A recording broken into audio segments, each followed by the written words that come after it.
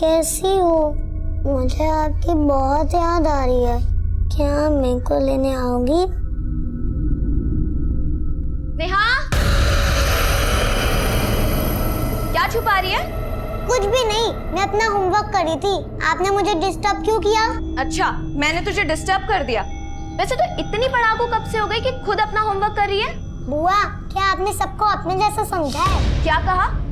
दिन पे दिन ना तेरी बदतमीजी बढ़ती जा रही है। भैया से शिकायत करूं तेरी? कर दो, फिर मैं भी आपकी ज्योति बुआ से शिकायत कर दूंगी। कैसी शिकायत? हाँ? क्या चल रहा है दोनों बुआ भतीजी में? अरे स्नेहा, स्नेहा बेटा,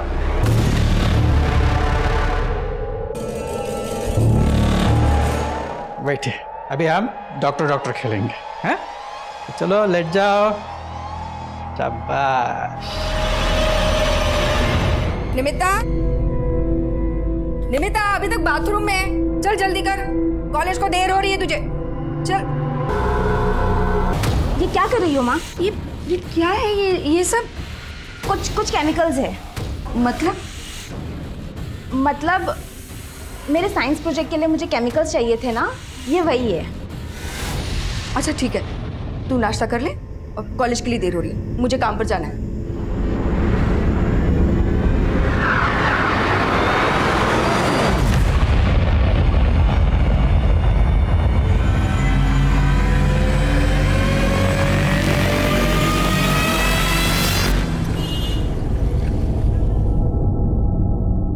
कॉलेज से जल्दी घर आ जाना और हाँ ये संभाल के चलाना। जी माँ, आप फिक्र मत कीजिए, कुछ नहीं होगा। बाय।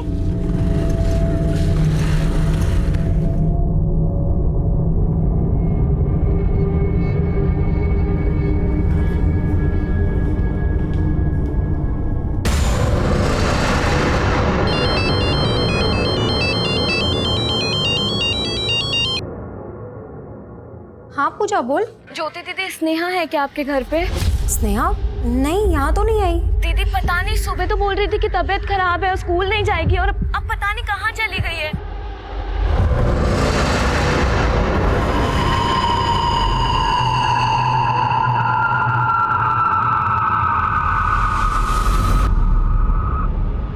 स्नेहा को आखिरी बार आपने कब और कहाँ देखा था? सर, सुबह 10 बजे तक तो घर पे ही थी। आज उसकी तबीयत ठीक नहीं थी, इसलिए वो स्कूल भी नहीं गई। नेहा, स्नेहा, स्नेहा रुक तो। कहाँ जा रही है? सुबह तो तू कह रही थी ना तेरी तबीयत खराब है, अब भैया के ऑफिस जाती बाहर जा रही है। मैं नंदा के यहाँ जा रही हूँ। अरे लेकिन सुन तो। सर, काफी देर तक स्नेहा घर नहीं आई तो मैंने उसकी दोस्त नंदा के घर भी फोन किया, तो उसकी मदर ने बताया कि नहीं पूजा, स्नेहा तो यहाँ पर नहीं आई और नंदा तो स्कूल में ही थी। सर, मुझे तभी लगा था कि स्नेहा बाहर जाने के लिए मुझसे झूठ बोल रही है। कहाँ गई होगी स्नेहा? सर, मैंने और पूजा ने उसको हर जगह ढूंढ लिया, लेकिन वो कहीं नहीं मिल रही है। आप क्या लगती हैं स्नेहा की? मैं उसकी बड़ी बुआ हूँ और ये पूजा उसकी छोटी बुआ। और स्नेहा के पेरेंट्स? स्नेहा की मदर नहीं है, बस पूजा, स्नेहा और स्नेहा के फादर, यानी कि हमारे बड़े भैया, ये तीनों ही साथ में रहते हैं। स्नेहा के फादर कहाँ हैं? वो ऑफिस के काम से आउट ऑफ स्टेशन गए हैं, रात तक वापस आ जाएंगे। सर प्लीज़ प्लीज़ स्नेहा को ढूंढ दीजिए। आप चिंता मत कीजिए, हम स्नेहा का पता लगा लेंगे। वैसे किसी पर शक है आपको? नहीं, हमें तो कुछ भी समझ में नहीं आ रहा है। शर्मा, स्नेहा की ये फोटो पेट्रोलिंग टीम को भेज दो और इनके अड़ोस पड़ोस में स्नेहा के बारे में पूछताछ करो। सब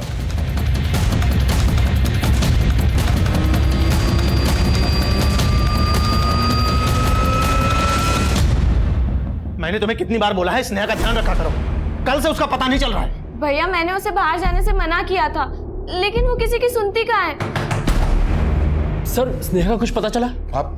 सर, मैं हिमांशु, स्नेहा का फूफा, ये उसके फादर। हमने पूछताछ की स्नेहा के बारे में। स्नेहा को कल सुबह 11 बजे के आसपास शिवनगर के मोड़ पर देखा गया था। हाँ साहब, ये वही बच्ची है जो मुझसे शिवनगर जाने का रास्ता पूछ रही थी। शिवनगर? शिवनगर में तो मेरी सास, मतलब स्नेहा की नानी रहती है। स्नेहा की नानी? हाँ। आप स्नेहा की नानी का नंबर और एड्रेस हमें दीजिए।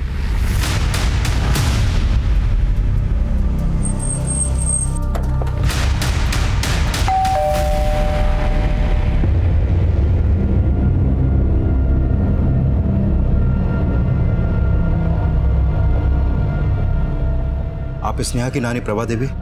जी क्या आपकी नवासी स्नेहा यहाँ पर है? नहीं तो क्या हुआ?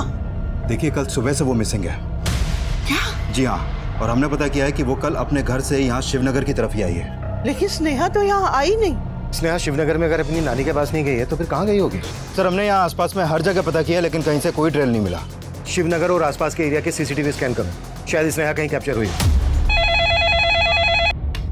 Hello, control room.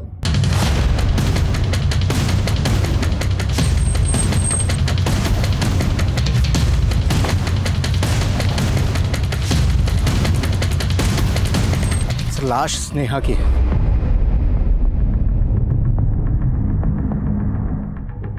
इसकी बॉडी पोस्टमार्टम के लिए भेजो और चेक करो कि कोई साइन है। सर,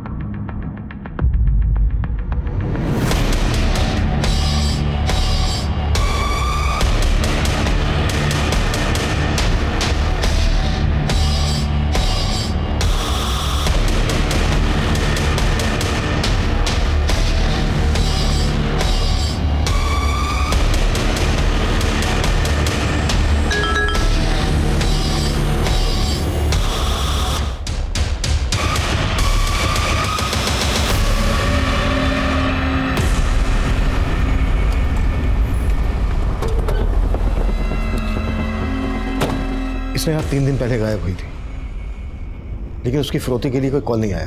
मतलब मकसद उसकी हत्या करना ही था। आपको वाकई में किसी पे शक नहीं है? I mean, हो सकता है कोई स्नेहा को मार के आपको चोट पहुंचाना चाहता हो। सर, हम मिडिल क्लास लोग हैं, हमारी तो किसी से कोई दुश्मनी भी नहीं है। पता नहीं किसने।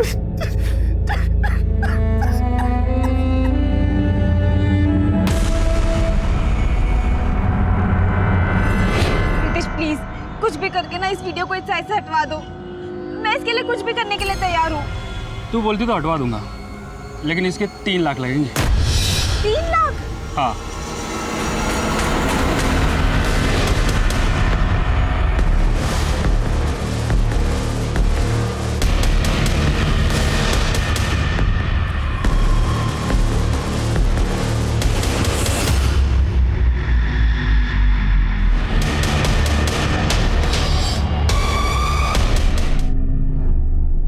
खून तो जलेगा ही,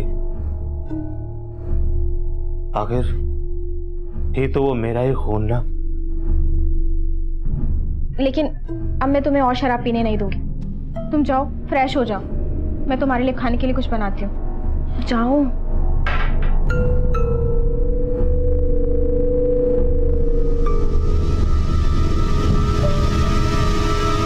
सर, स्नेहा जब गायब हुई थी तो हमसे बोला गया था कि स्नेहा का फादर भावेश ऑफिस के काम से उस दिन आउट ऑफ स्टेशन गया था। लेकिन अभी मैंने भावेश के ऑफिस में पता किया तो ऑफिस वाले बोल रहे हैं कि भावेश ने उस दिन ऑफिस से छुट्टी ली थी। छुट्टी ली थी? हाँ सर। और सर, भावेश पे शक करने की कई और भी वजह हैं। दरअसल 3 साल पहले भावेश की बीवी रंजना ने सुसाइड किया था और उस सुसाइड के लिए भावेश पे शक जताया गया था। और सर, मैंने भावेश के कॉल रिकॉर्ड चेक किए तो उसमें एक ममता नाम की औरत का नंबर मिला जिससे भावेश लगातार टच में है। और इस ममता के बारे में मैंने स्नेहा की नानी से भी बात की। साहब, मैं किसी ममता को नहीं जानती, लेकिन रंजना और भावेश की आपस में कभी नहीं बनी। मैं तो रंजना की मौत के बाद स्नेहा को भी अपने पास रखना चाहती थी। तो आपको क्या लगता है कि रंजना ही नहीं बल्कि स्नेहा के साथ भी जो कुछ हुआ उसका जिम्मेदार भी भावेश हो सकता है? लेकिन सर, स्नेहा की नानी ने साफ साफ कुछ नहीं बताया, लेकिन उन्हें भावेश पे शक जरूर है।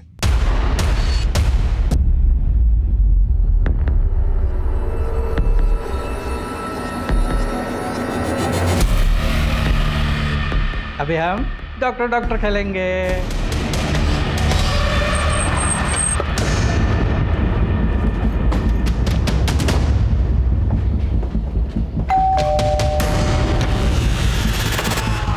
भावेश यही है ना? हाँ सर, अंदर है। सर, आप लोग यहाँ?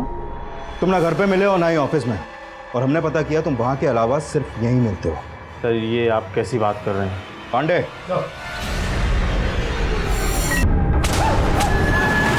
सर, मेरी वाइफ रंजना ने सुसाइड ही किया था और ये उस समय साबित हो चुका था। अब गड़े मुर्दे भी उखड़ेंगे, क्योंकि अब स्नेहा का भी मर्डर हो गया। स्नेहा मेरी भी बेटी थी और जिस दिन वो मिसिंग हुई थी मैं तो शहर में ही नहीं था।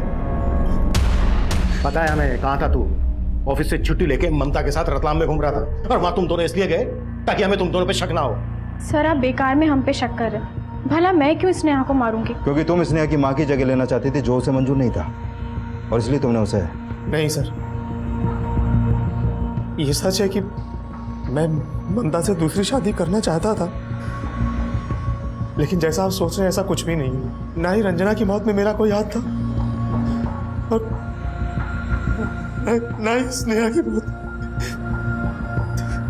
सर मेरा विश्वास कीजिए।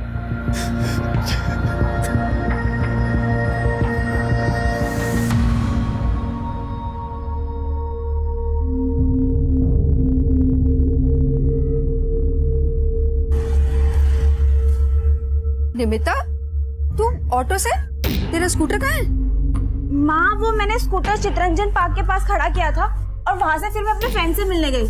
वापस आके देखा तो वो स्कूटर वहाँ नहीं था। स्कूटर किसी ने चुरा लिया माँ। क्या? स्कूटर चुरा लिया? हाँ।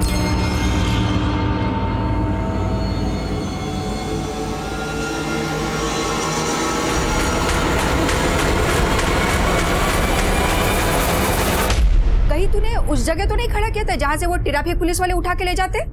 नहीं माँ, मैंने नो पार्किंग में नहीं पार्क किया था और मैंने आरटीओ वाले से भी चेक कर लिया।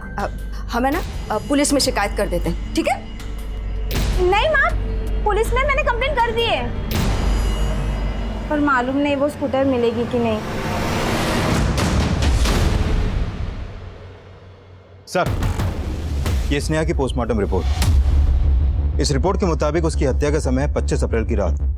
25 अप्रैल की रात को स्नेहा को उसका गला दबा के मारा गया, जबकि उसकी मिसिंग कंप्लेंट दर्ज हुई थी 24 अप्रैल को। यानी हत्या के 24 घंटे पहले तक स्नेहा को जिंदा रखा गया। 24 अप्रैल को भावेश और ममता रतलाम में थे। हो सकता है उन्होंने किसी को सुपारी देकर यह काम करवाया। लेकिन सर, इस रिपोर्ट में यह भी सामने आया है कि स्नेहा को मारने से पहले उसका नहीं हुआ था, लेकिन काफी टाइम से उसको मॉलेस्ट किया जा रहा था। व्हाट? देखो पूजा, स्नेहा को बहुत दिनों से मॉलेस्ट किया जा रहा था। तुम स्नेहा और भावेश के साथ इसी घर में रह रही थी। किसी भी वजह से अपने भाई को बचाने की कोशिश मत करना। सर भावेश भैया ने कुछ नहीं किया, वो स्नेहा के साथ ऐसा कर ही नहीं सकते हैं। तो फिर वो और कौन हो सकता है जो स्नेहा को इतने दिनों से मॉलेस्ट कर रहा था? स्नेहा ने कभी कुछ बताया था इस बारे में तुमसे? सर, स्नेहा ने मुझे कभी कुछ नहीं बताया, लेकिन आप भावेश भैया पे इस तरीके से शक कैसे कर सकते हैं? माना कि उनका किसी औरत के साथ अफेयर होगा, लेकिन वो अपनी बेटी के साथ किसी घिनौनी हरकत कभी नहीं कर सकते। सर, मेरी बेटी के रहते जो दूसरी औरत से चक्कर चला सकता है वो कुछ भी कर सकता है। सर मैं भावेश भैया को बचाने की कोशिश नहीं कर रही, लेकिन पिछले कुछ दिनों से स्नेहा चिड़चिड़ी हो गई थी। उसका पढ़ाई में भी मन नहीं लग रहा था, वो स्कूल जाने से भी मना करती थी और ट्यूशन जाने से भी।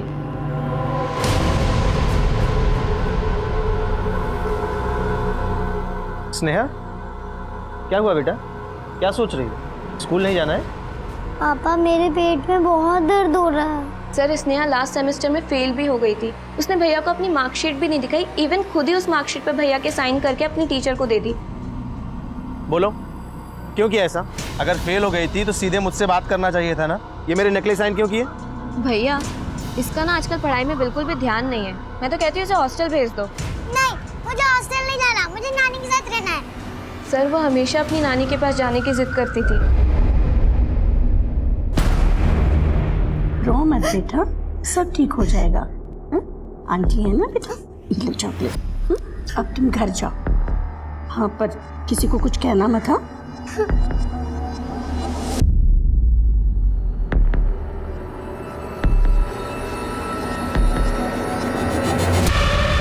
पूजा ने कहा था कि स्नेहा अक्सर अपनी नानी के घर जाने की जिद करती थी। कहीं ऐसा तो नहीं है कि स्नेहा अपनी नानी के घर इसलिए जाना चाहती थी क्योंकि उसके घर पे उसे समझने वाला कोई नहीं था? हो सकता है स्नेहा को मॉलेस्ट करने वाला उसके घर में कोई हो। भावेश नहीं तो हिमांशु। सब मैंने पता किया कि हिमांशु का स्नेहा के घर में काफी आना जाना था और स्नेहा भी अक्सर हिमांशु के घर जाती रहती थी। सर, ये हिमांशु कपड़ों की ट्रेडिंग करता है, घर से ही अपना बिजनेस चलाता है और उसकी वाइफ ज्योति वो जॉब करती है। तो सर हो सकता है कि स्नेहा ज्योति के एब्सेंस में हिमांशु के घर गई हो और हिमांशु ने उसके साथ कुछ गलत किया हो। हिमांशु को थाने बुलाओ। पूजा ये भी बोल रही थी कि स्नेहा स्कूल और ट्यूशन क्लासेस जाने के लिए भी मना करती थी। हो सकता है स्नेहा के स्कूल और ट्यूशन क्लासेस से कोई जुड़ा हो। हमें हर एंगल पे काम करना है। Right sir.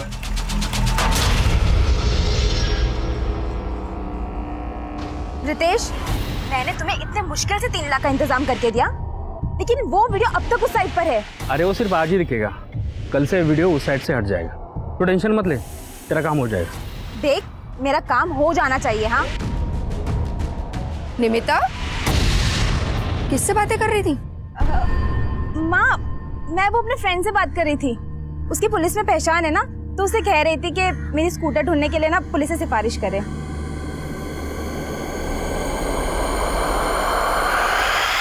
सर आप ये मुझ पर किस तरह का इल्जाम लगा रहे हैं? स्नेहा मेरी भतीजी थी।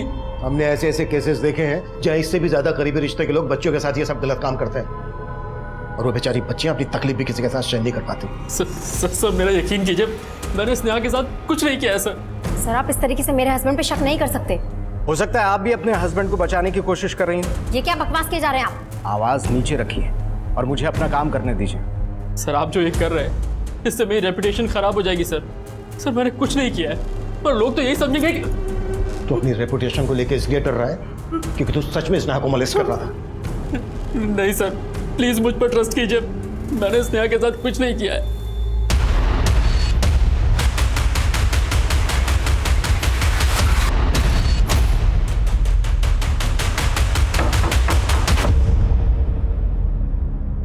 सर स्नेहा के साथ जो कुछ भी हुआ उसे सुनकर मुझे भी काफी धक्का लगा है।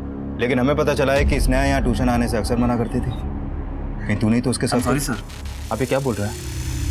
आप जैसा सोच रहे हैं मैंने वैसा कुछ भी नहीं किया है। लेकिन सर काफी टाइम से स्नेहा के साथ कुछ भी अच्छा नहीं चल रहा था। इस बात की भनक मुझे काफी टाइम पहले हो गई थी। मतलब ये कि सर शुरू में स्नेहा पढ़ाई में काफी इंटेलिजेंट थी, लेकिन अचानक लास्ट सेमेस्टर में वो फेल हो गई। इसके बारे में मैंने उसके फादर से कई बार बात की कि शायद स्नेहा को कोई परेशानी होगी, लेकिन सर मुझे नहीं पता था कि स्नेहा की प्रॉब्लम इतनी बड़ी होगी। क्या रितेश? हाँ क्या बोल रहा था तू कि वो वीडियो उस साइड से हट जाएगा, और अभी तो मेरा फोन भी नहीं उठा रहा है। अरे नमिता ऐसी बात नहीं है, मैं थोड़ा काम में बिजी था। देख रितेश, मुझे घुमाने की कोशिश मत कर, वरना क्या? ये धमकी ना तू उसको जाके दे जिसके साथ तू सोई थी, समझे? सर मैंने पूजा की कॉल रिकॉर्ड्स चेक किए, उसमें इस मोहित नाम के लड़के का नंबर मिला है। ये पूजा के साथ ही कॉलेज में पढ़ा करता है और अक्सर उसके घर भी आया जाया करता था। तुम्हारे कहने का मतलब है कि मोहित भी स्नेहा के साथ? सर ये मोहित एक बिगड़ा हुआ लड़का है, 12th में 2 बार फेल हो चुका है। हो सकता है इन सब में इन्वॉल्व हो।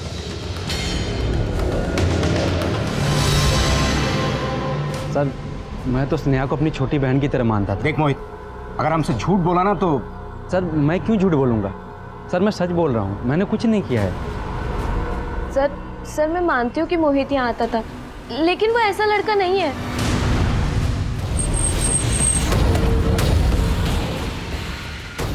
जैन इधर से पीछे करो। सर ये देखिए, आसपास कोई आईडी नहीं मिली है जिससे इसकी पहचान हो सके। आसपास इसके बारे में किससे पूछताछ की? पूछताछ चालू है सर, लेकिन अभी तक कुछ मालूम नहीं चला है। सर मुझे अभी वजीरपुर थाने से कॉल आया था, वहाँ निमिता नाम की एक लड़की की मिसिंग कंप्लेंट फाइल हुई है। निमिता की फोटो इस लाश से मैच कर रही है। निमिता की मिसिंग कंप्लेंट उसकी माँ संगीता ने लिखवाई थी। उनको शनाख्त के लिए बुलाना। Yes sir. सर मैंने स्नेहा के ट्यूशन टीचर से लेकर स्कूल टीचर प्यून सबसे पूछताछ की, लेकिन कुछ हाथ नहीं लगा। शर्मा, जिसने भी ये सब किया है स्नेहा के साथ, वो खुद से तो बोलेगा नहीं। सर मैंने स्नेहा के सभी दोस्तों से भी बात की, लेकिन स्नेहा ने अपने दोस्तों में से किसी को भी ऐसा कुछ नहीं बताया जिससे हमें कोई लीड मिले। फिर से कोशिश करो शर्मा, स्नेहा ने जरूर अपनी परेशानी किसी न किसी के साथ शेयर की होगी। सर स्नेहा की एक बेस्ट फ्रेंड है नंदा, मैंने उससे भी। क्या नाम बताया? नंदा। स्नेहा की बुआ पूजा ने बताया था कि 24 अप्रैल को जब स्नेहा अपने घर से गई थी तो यही कह के गई थी कि वो अपनी फ्रेंड नंदा के घर जा रही है। कहाँ जा रही है? मैं नंदा के यहाँ जा रही हूँ। लेकिन सर नंदा की माँ ने तब यही बोला था कि स्नेहा उनके घर पे आई नहीं थी। शर्मा, जब हम स्नेहा के घर वालों पे भरोसा नहीं कर रहे हैं तो नंदा की माँ पे कैसे कर सकते हैं?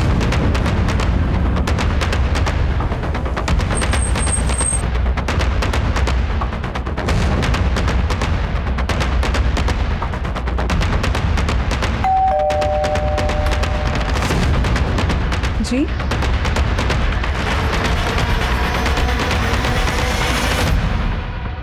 निमिता 3 रोज पहले कॉलेज के लिए निकली थी, उसी वक्त उसे आखिरी बार देखा था।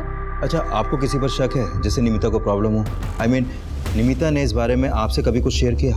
नहीं, पर जब से उसकी स्कूटर चोरी हुई थी ना, वो बहुत परेशान रहने लगी थी। निमिता का स्कूटर चोरी हुआ था? हाँ, वो चितरंजन पार्क से। उसने पुलिस कंप्लेंट भी की थी।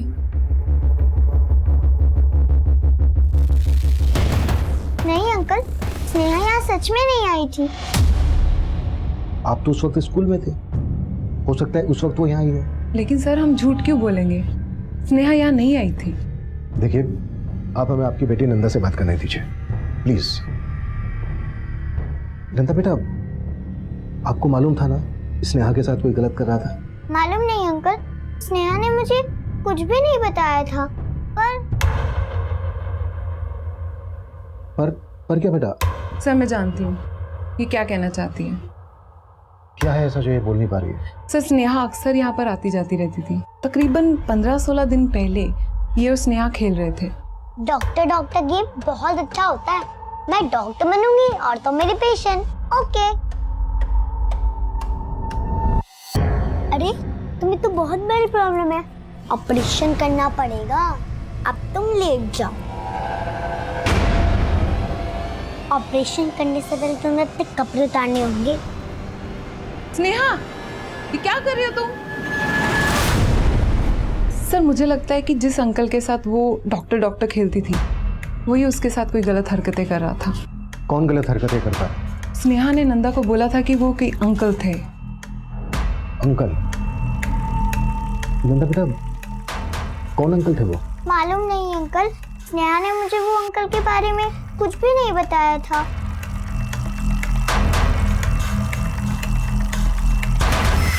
नंदा और नंदा की माँ बोल रही थी कि स्नेहा का कोई अंकल खेल खेल में उसके साथ गलत हरकतें कर रहा था, लेकिन साथ ही ये भी लग रहा था कि नंदा शायद वही बोल रही थी जो नंदा की माँ उससे बुलवाना चाहती थी। सर, आपको नंदा के फादर पर शक हो रहा है? हो सकता है नंदा की माँ अपने पति को बचाने की कोशिश कर रही हो। नंदा के फादर को इन्वेस्टिगेट करो। Okay sir. सर, निमिता की माँ बोल रही थी कि निमिता की हत्या से कुछ दिन पहले उसका स्कूटर चोरी हो गया था, लेकिन मैंने चितरंजन पार्क थाने में जाकर पता किया तो वहाँ निमिता ने ऐसी कोई कंप्लेंट लिखवाई नहीं थी। हाँ सर, लेकिन समझ में नहीं आ रहा कि निमिता की माँ से झूठ क्यों बोलेंगे कि निमिता का स्कूटर चोरी हुआ था। हो सकता है निमिता ने अपनी माँ से झूठ बोला हो। निमिता और उसकी माँ के बारे में सब कुछ पता करो, और ये भी पता करो कि निमिता के स्कूटर का उसके मर्डर से क्या कनेक्शन है। सर, ये सब उस रंजना की माँ का किया धरा है। आज उसके कारण मुझ पर मेरी बेटी के। भावेश परेशान मत हो, पुलिस तुम्हारा कुछ नहीं बिगाड़ पाएगी।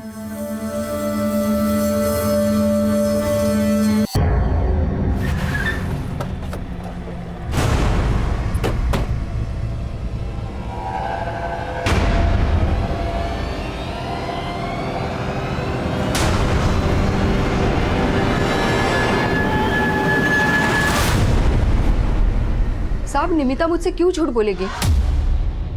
उसी ने मुझसे कहा था कि चितरंजन पार्क के पास से उसका स्कूटर चोरी हुआ है। लेकिन चितरंजन पार्क थाने में निमिता के स्कूटर चोरी होने की कोई मिसिंग कंप्लेंट दर्ज नहीं हुई है। क्या? जी हाँ, और इसका मतलब यही निकलता है कि या तो निमिता ने आपसे झूठ बोला या फिर आप हमसे कुछ छुपा रही हैं। साहब, मैं आपसे कुछ नहीं छुपा रही। निमिता के कॉल रिकॉर्ड में इस रितेश नाम के लड़के का नंबर मिला। निमिता रितेश के काफी टच में थी। आप जानती हैं इस लड़के को? नहीं साहब। साहब, निमिता तो मेरी अच्छी दोस्त थी। तू तो निमिता के कॉलेज में भी नहीं पढ़ता, फिर दोस्ती कैसे हुई? बस ऐसे ही, मतलब हम लोग ऑनलाइन फ्रेंड थे और बाद में मिलने लगे साहब। मर्डर हुआ है निमिता का, अगर कुछ भी छुपाया ना हमसे तो तेरी। साहब, मैं कुछ नहीं छुपा रहा हूँ आपसे, यकीन मानिए साहब मेरा, मैं सच बोल रहा हूँ। ठीक है, सुन, बिना हमसे पूछे शहर से बाहर मत जाना, निकल। जी साहब।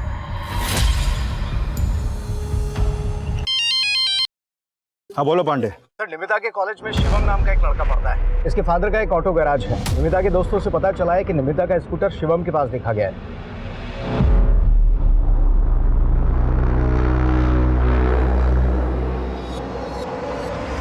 सर, ये स्कूटर पहले मैंने ही निमिता को बेचा था, लेकिन कुछ दिन बाद उसे कुछ पैसों की ज़रूरत पड़ी तो उसने मुझे वापस भेज दिया। सर, ये है गाड़ी के पेपर, इसमें निमिता के साइन है, आप खुद चेक कर लीजिए। पेपर तो हम चेक कर लेंगे, तो बस ये बताओ, कुछ छुपा तो नहीं रहा है हमसे? नहीं सर, कुछ नहीं छुपा रहा मैं। वो स्कूटर मुझे निमिता ने ही बेचा था। सर, निमिता की माँ बोल रही है कि निमिता को पैसों की कोई जरूरत थी ही नहीं। शिवम झूठ बोल रहा है। शिवम और रितेश दोनों के बारे में सब कुछ पता करो और ये भी पता करो कि निमिता ने अगर वाकई में पैसों की जरूरत के लिए अपना स्कूटर बेचा तो उसे इतने सारे पैसों की जरूरत क्यों आन पड़ी थी। Okay sir. Sneha murder case में कोई लीड? सर, मैंने नंदा के फादर की एलिबाई चेक की। स्नेहा के मर्डर के वक्त वो इस शहर में था ही नहीं। मर्डर के वक्त शहर में तो भावेश और ममता भी नहीं थे, लेकिन इस बेसिस पे हम उनको क्लीन चिट तो नहीं दे सकते। सर, क्लीन चिट तो हम सिद्धार्थ और मोहित को भी नहीं दे रहे, लेकिन गौर करने वाली बात यह है कि स्नेहा के मर्डर के वक्त ये दोनों ही इस शहर में थे और अभी तक इन दोनों में से किसी के भी खिलाफ कुछ नहीं मिला है। अगर इसमें नंदा के फादर इन्वॉल्व नहीं है तो नंदा के स्टेटमेंट के मुताबिक वो कोई और ही अंकल है जो स्नेहा को मॉलेस्ट कर रहा था। अब सोचने वाली बात यह है कि वो इंसान कोई घर वाला है या फिर बाहर वाला।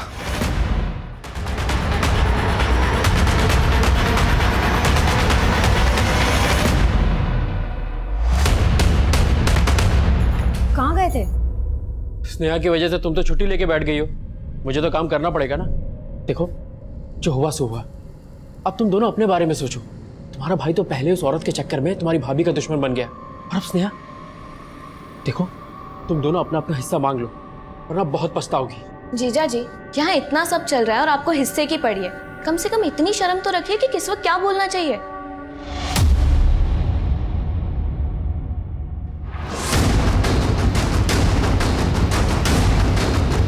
पॉकेट चेक करो इसकी, देखो कुछ आईडी मिलता है क्या? सर,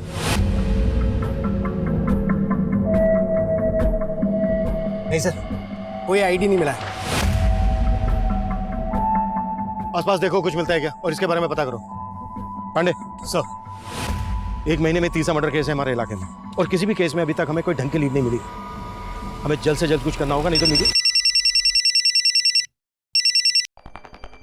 हाँ शर्मा सर, रितेश और शिवम ये दोनों एक दूसरे से फोन पर काफी टच में हैं और पता चला है कि ये दोनों मिलकर बेचने का धंधा करते हैं।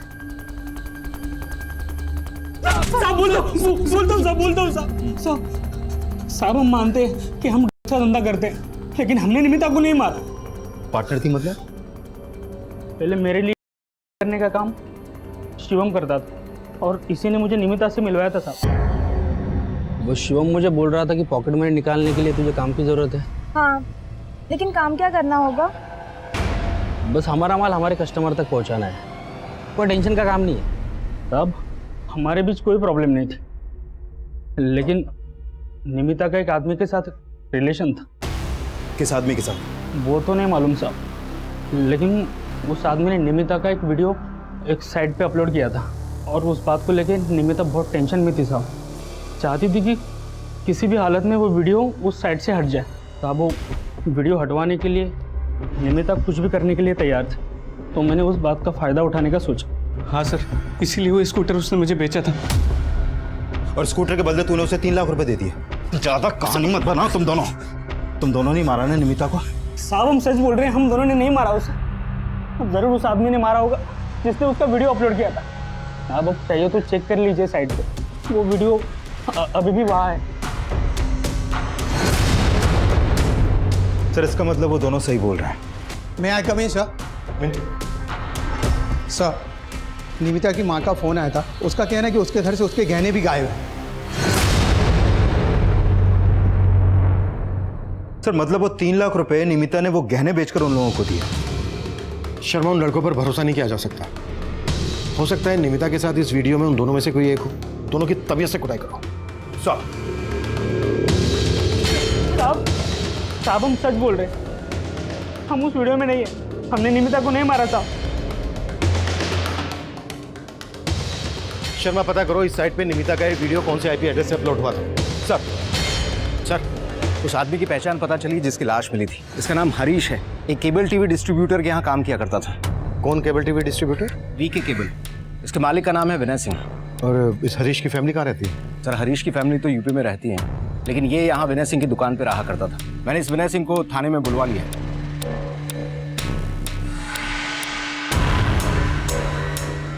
सर, हरीश 7 साल से मेरे यहाँ काम कर रहा था। अभी 3 दिन पहले उसने कहा कि उसे गांव जाना है। साहब को बीबी की तबीयत काफ़ी ख़राब है, जाना ज़रूरी है। हरीश का किसी के साथ कोई लड़ाई झगड़ा? नहीं सर, वो तो बहुत सीधा साधा लड़का था। ठीक है, आप जा सकते हैं। बाहर इनको हरीश का एड्रेस और फोन नंबर लिखवा देना। हरीश के कॉल रिकॉर्ड चेक करो और उसकी फैमिली कंफर्म कर दो।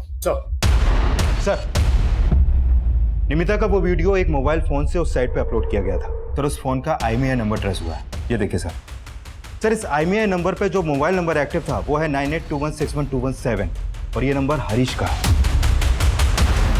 हरीश? मतलब निमिता का वो वीडियो उस साइट पर हरीश ने अपलोड किया और हरीश और निमिता दोनों का मर्डर हो गया।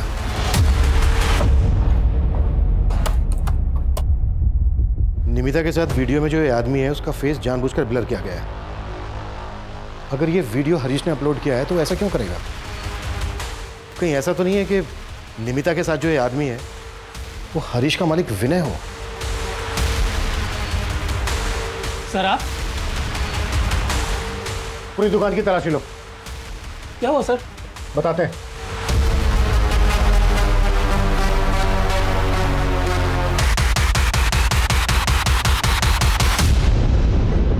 ये तो स्नेहा है।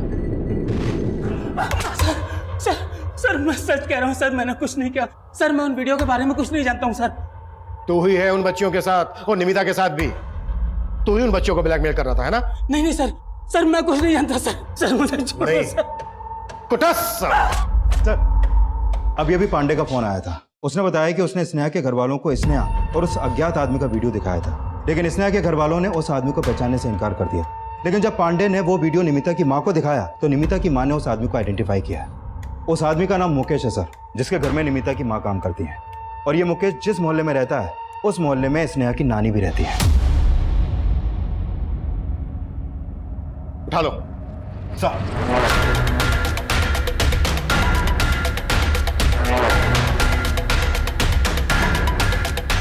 रूम में हर जगह चेक करो। सर।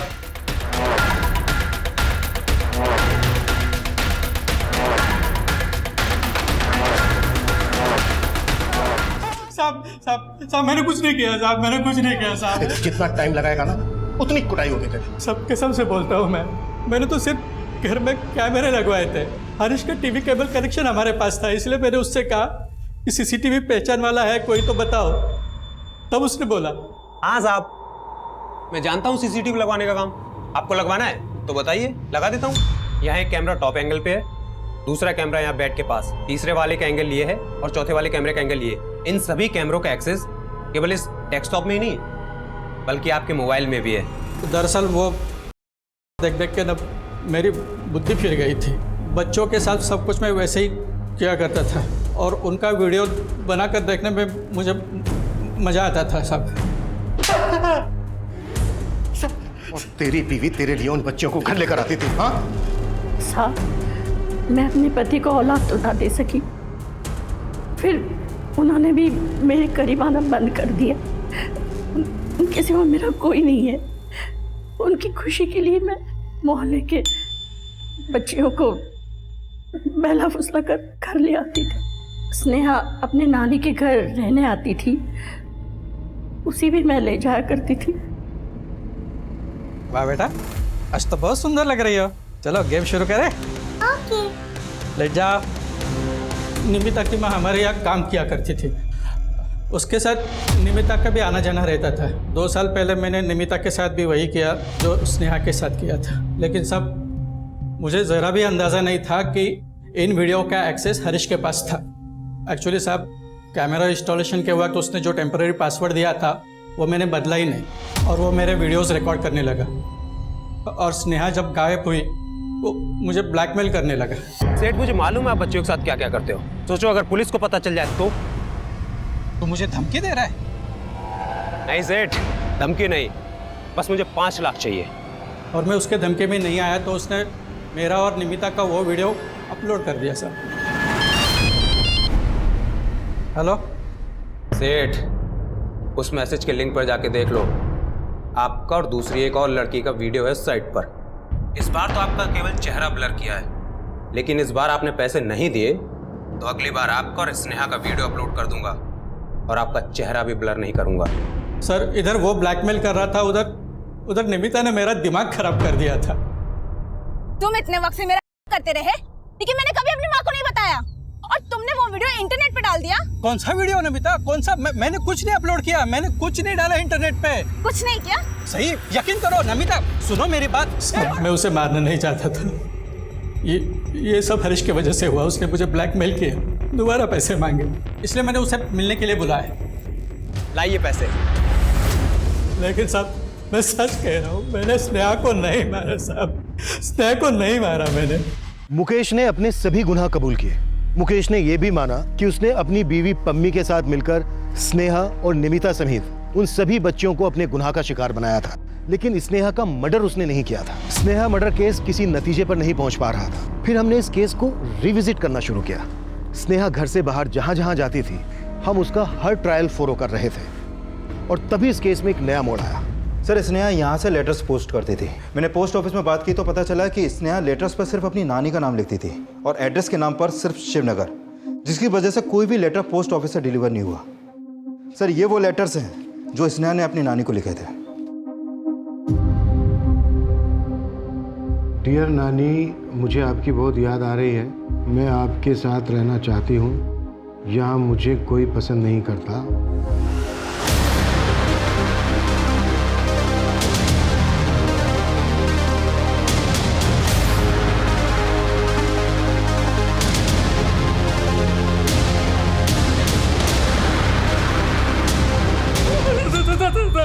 मैं मानता हूँ सर, मेरा और पूजा का रिलेशन था सर, और स्नेहा ने हम दोनों को एक साथ देख लिया था सर। पूजा बुआ चले क्या? सर, हमने स्नेहा को समझा दिया था कि वो ये बात किसी से ना कहे, लेकिन सर मैं सच कह रहा हूँ, हमने स्नेहा को नहीं मारा सर। हिमांशु जीजू ने नहीं मरवाया था स्नेहा को, बल्कि मैंने मरवाया था सर। मैं रोज रोज की चिक चिक से तंग आ गई थी।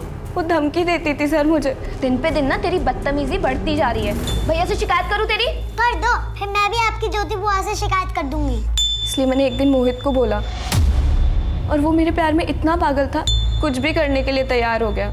उस दिन जब स्नेहा घर से बाहर जा रही थी तो मैं नंदा के यहाँ जा रही हूँ। अरे लेकिन सुन तो।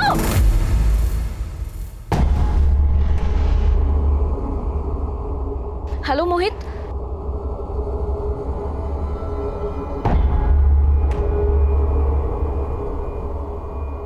यहाँ क्या कर रही है और कहाँ जा रही है? मैं नानी के यहाँ जा रही हूँ। अरे मैं भी वहीं जा रहा हूँ। चल साथ चलते हैं, चला जा, आजा। सर मोहित उसे अपने दोस्त के घर ले गया। वहाँ बंद करके सिर्फ सबक सिखाना चाहते थे, लेकिन ज्योति दीदी कंप्लेन लिखवाने के लिए यहाँ पर लेकर आ गई, और बात बहुत आगे बढ़ गई थी सर। इसलिए मोहित ने अगले दिन। और तुम्हें और मोहित को ये सब करने के लिए हिमांशु ने नहीं सर, हिमांशु जीजू को तो इस बारे में कुछ भी मालूम नहीं था।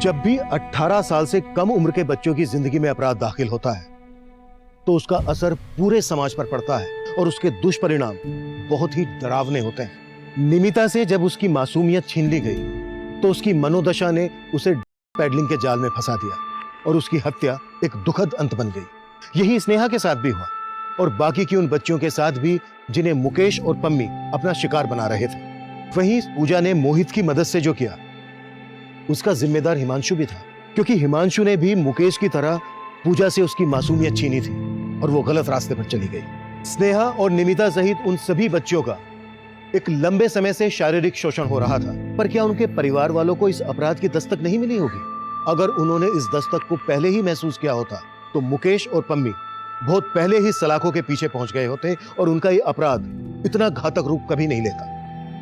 अब मैं सीनियर इंस्पेक्टर अभिमन्यु जिंदल आप लोगों से विदा लेता हूं। आपसे फिर मुलाकात होगी एक नए केस के साथ। स्वस्थ रहिए, सतर्क रहिए और देखते रहिए क्राइम पेट्रोल दस्तक। मकसद बताना नहीं, बचाना है।